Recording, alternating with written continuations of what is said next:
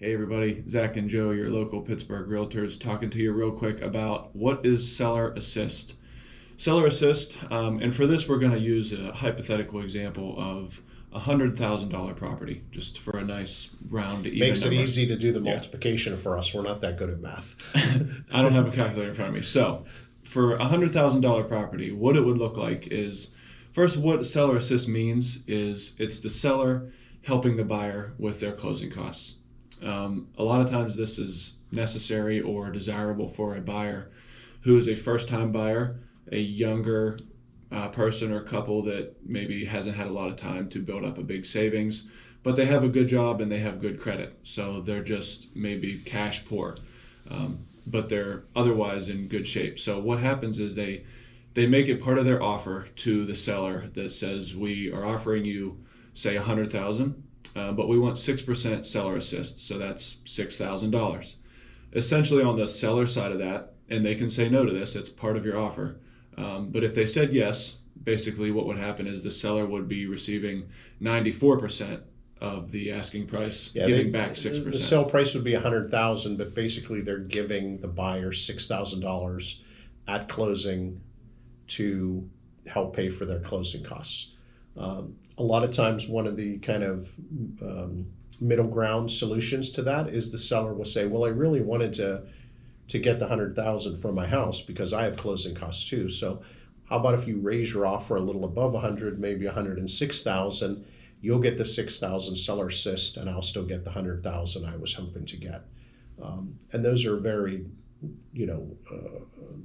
loose numbers, don't take those literally, but in essence, you're raising your offer the amount of seller assist you want. It does still have to appraise. So, if the house is on the high end of the market value, that could potentially be a problem.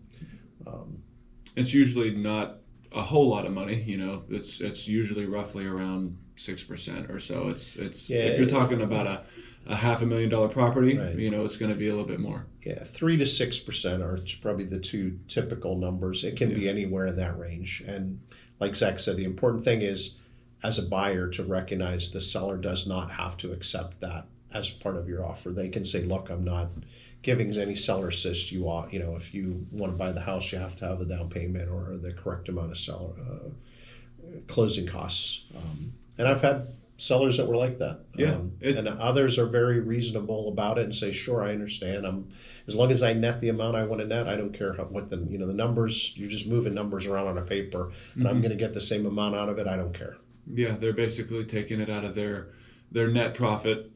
But if you tack it on to the agreed upon price, it's really the same bottom line for the seller. It's just a different loan amount. The other thing to add is that's typically more common in an even market between buyers and sellers and a buyer's market. When it's a seller's market, they can be much more choosy about which type of offers they accept. Seller assist is often rejected during a seller's market. It's not a worse offer. It's just not as clean as if you came through and said, I have all cash right here ready to go, or just a simple 20% down conventional loan, no seller assist. But still very doable, still happens all the time, and it's good for both sides. Tool that's used quite often. Yeah, so there's a lot more about it, so give us a call, give us a text, email, but thanks for watching.